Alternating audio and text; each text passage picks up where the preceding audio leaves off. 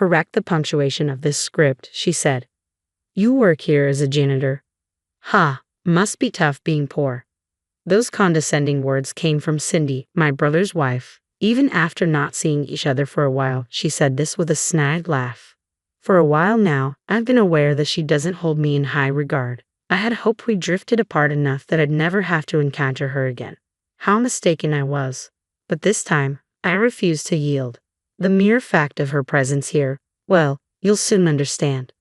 Suppressing the chuckle, I maintain my composure and reply. Her expression freezes in an instant as my words sink in. My name's Lita, 30 years old. At home, it's me, my husband Lucas, and our daughter Layla. Lucas and I, we've been an item since college days. Started dating after we both joined the same club.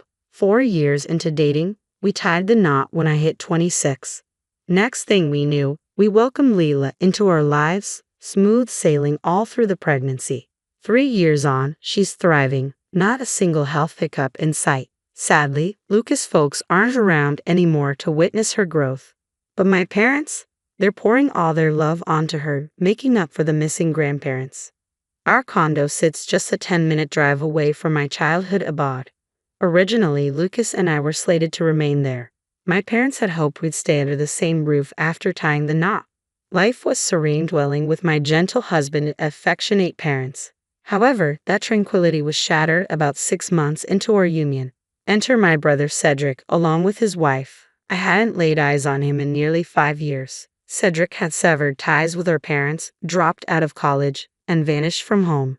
His whereabouts remained a mystery until he sent a text announcing his marriage. Not a word of congratulations, and he was conspicuously absent from family gatherings, including our wedding. So, you can fathom my astonishment and ire when he suddenly reappeared. Yet I resolved to lend him an ear. What he and his wife divulged, however, far surpassed our expectations. Upon his return home after years, he confronted Dad, saying, "Dad, Cindy and I have made the decision to move in here with you." What in the world? You've been MIA for years, and now you just waltz back in? Listen, I understand it's not ideal, but I'm married now, and living with you seems like the least I can do, doesn't it? Don't be absurd. You didn't even bother showing up to Lita's wedding. Well, I apologize for that, but as your son, it's my obligation to be here. So Lita and her husband will have to find another place. Suddenly, a chill fills the room, leaving even Dad speechless. In the midst of this tense atmosphere, I find my voice. Wait just a minute. You can't simply barge in here and declare that Lucas and I are moving out. And why not? Are you just trying to butter up Dad to snag the house for yourselves? What? That's absurd. I simply want to be close to my parents. You're just a daughter. A son, especially the eldest like me, takes precedence even in matters of living arrangements. Just because you're the son, just because you're the oldest. So what? You dropped out of college by your own choice. You left home by your own choice.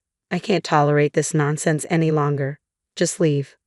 I seize my brother by the arm and usher him towards the front door. Our argument persists even as we stand by the threshold, but Cindy interjects. Let's just head home for today. Reluctantly, my brother departs. The ordeal leaves my parents and husband utterly exhausted. We're all anxious about what my brother might do next. A few days later, the doorbell chimes. As I swing open the door, a stranger stands on the threshold, accompanied by a mover's truck parked outside. Perplexed, I inquire, "Are you from the moving company? I believe you may have the wrong address." "Nope, this is the correct address. We're here to handle the move for Cedric." "Cedric? My brother? Ah, I see, your family. My apologies, please come in." "Wait, just a moment."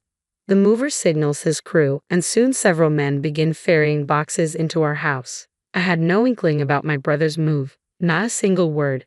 With my parents away, I couldn't verify with them. Fearing I might be the last to know, I hurried upstairs to find my husband. "Lucas, have you heard anything about my brother moving in?" "What? What are you saying? That's impossible." "Then come see for yourself. Movers are bringing in his belongings." "What? This is news to me." "Forget it, just come." I tug my husband downstairs. The hallway is already cluttered with boxes and the movers are swiftly adding more. My husband attempts to intervene, but they counter. "We're simply following instructions. Your family, correct?" We attempt to reach my brother, but there's no response. Our calls to my parents go unanswered as well. Their phones are on silent. Eventually, all the boxes are inside, and the movers depart without a further word. Confronted by the stack of boxes, we both grapple to comprehend what's unfolding. What's happening? Why does my brother have all this stuff here? Is he planning to move in without informing Dad or us? We ponder the worst-case scenario, opting to await our parents' return to strategize. However, an hour later, it's my brother and his wife who arrive first. "Hey, Lita, we're moving in. You better clear out." "Brother, did you really move your stuff here without informing anyone?" "Why? This was originally my home. What's the issue with bringing my belongings back?" "What?" Amidst our argument, a mocking laugh echoes from behind. I whirl around to find Cindy sporting a smug grin. Catching my stare, she offers a faux apology, devoid of any sincerity. Then, she proceeds to taunt me with a brazen remark. "So, you must be Lita, huh? Can't seem to heed Cedric's wishes or something. How juvenile can you get?" "Pardon me, what's all this about?" Just for the record, my brother made the decision to leave college and move out on his own. Why dredge this up now? Haven't you heard? Cedric's moved back in to reside with your parents. Quite the dutiful son, isn't he? Listen, we never asked for any of this. This is our home, where my husband and I reside, so please kindly leave. Too late, we've already relinquished our condo. What? Regardless, it's you two who need to vacate, not us. Best of luck. With that, Cindy and my brother proceed to unpack. Later, when my parents return home, they confront my brother. Yet he and his wife adamantly refuse to depart. From that moment onward, life takes a turn for the worse. Every day, my husband and I endure insults from my brother and Cindy. They casually use and damage our belongings. When we demand an apology, they brush it off with, "We're family, so what's the big deal?" Even when my pregnancy is confirmed, Cindy remarks, "Lita, you're just a homemaker, aren't you? And Lucas's company is merely average. Your child will be born into poverty. It's quite pitiful. Why are you having a baby before us? Can't you see the situation?" I feel my mental state beginning to deteriorate. Eventually, simply being in their presence brings tears to my eyes, and I find myself retreating to my room, spending entire days locked away.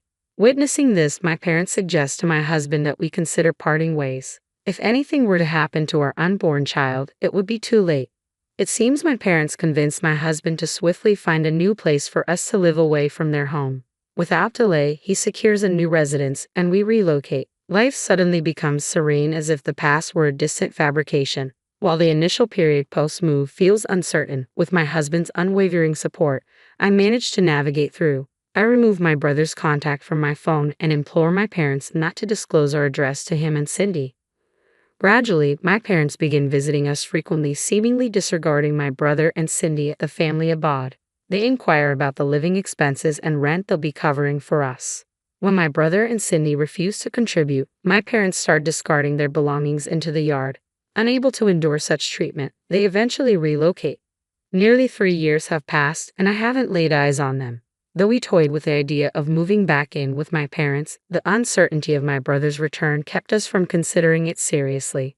Living under the same roof wasn't an option I was willing to entertain. Additionally, our family home was showing signs of age. Lately, the idea of my parents relocating to our condo had been floated. And then, just like any other day, as I stepped out the front door for a bit of shopping, I spotted a familiar face. Instantly, a wave of unpleasant memories washed over me. "Oh my gosh, is that you, Lita?" Oh dear, it was Cindy who greeted me with those words. "Why are you here?" "Why wouldn't I be? I'm just here to explore this fancy apartment building." "Explore? You're not thinking of moving in here with my brother, are you?" "Well, that's a secret, but bumping into you is quite the unexpected twist. Still facing financial struggles?" "Excuse me." Struggling with amusement, Cindy flashed a smug grin. Then she gestured towards my outfit and continued. "That inexpensive sweater and those skinny jeans. Money must be tight for you, huh? Heading out of here looking like that, I see. What are you implying?" "Poor dear, you have a child now, don't you? It's just so unfortunate." "What's unfortunate about it? My husband and I are contentedly raising our child." "Don't get all defensive. Someone like you with no redeeming qualities shouldn't even be having a kid. Talk about delusional." Cindy burst out laughing. That was the final straw. I reached my limit. Nothing had changed since our last encounter. If anything, she seemed even more intent on tearing people down. I couldn't tolerate it any longer. I'd had enough. I steeled myself, preparing to respond. Look, what's your problem? I understand you don't like me, but can we just avoid getting involved with each other? What's the rush? Worried I caught you at your most pathetic moment. What are you talking about? Don't act clueless. You're a janitor here, right? Must be rough, struggling financially. Laughter.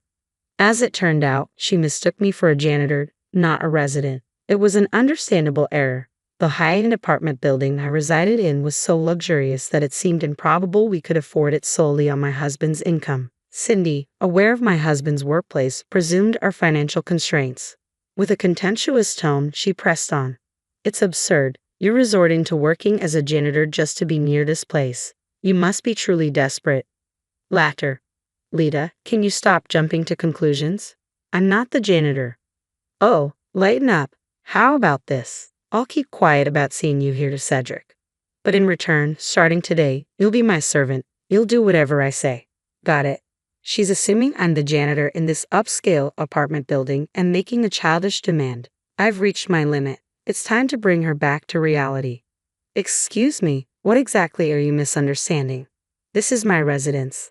Cindy, who had been grinning just moments ago, now freezes in disbelief. Ignoring her obvious astonishment, I continue.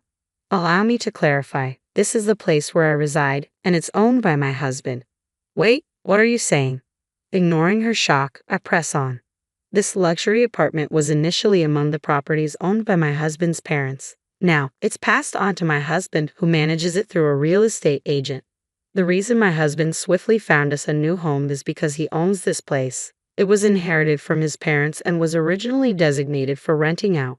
He arranged it to shield me from my brother and his wife. Recently, I've started assisting the real estate agent to ease my husband's workload. Her name should have rung a bell for me from the beginning. My husband and I never spotted my brother's or Cindy's names on the list of potential renters provided by the real estate agent. Cindy, who did you come here with today? What? I came with Cedric, obviously. I didn't hear my brother's name from the real estate agent. So you arrived with someone else. Impossible. I came with Cedric. And at that moment, an unfamiliar man hurries up from behind her and says, Sorry for the delay.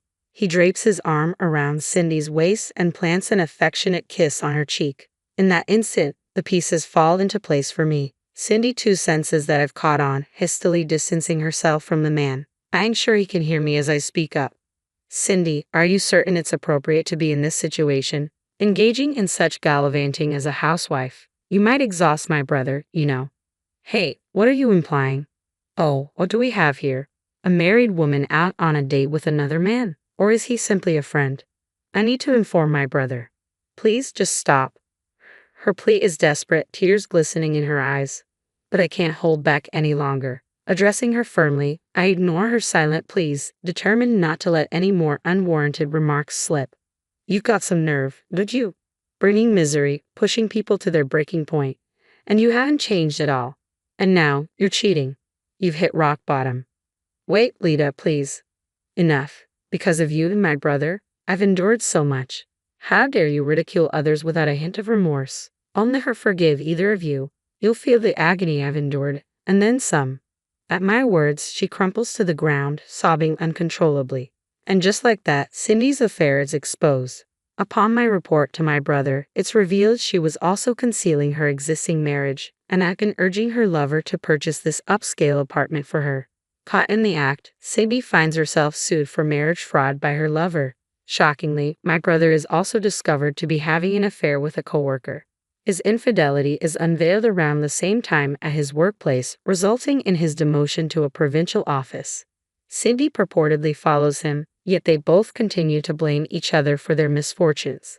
Both are slapped with hefty fines, Cindy by her lover and my brother by the lover's spouse. Unable to cover the expenses with Cindy's former housewife status and my brother's reduced salary, they resort to illegal lenders. Recently, it seems they have a long road ahead to straighten out their lives. And no, I won't be lending a hand. As for me, life continues to be blissful with my family of 3. Thanks to my husband's kindness, my parents will also be relocating to the same high-rise apartment building next month. While we won't be sharing a living space, it's another means of staying close to them. I couldn't be more thankful to my husband. I intend to embrace life to the fullest, cherishing those dear to me.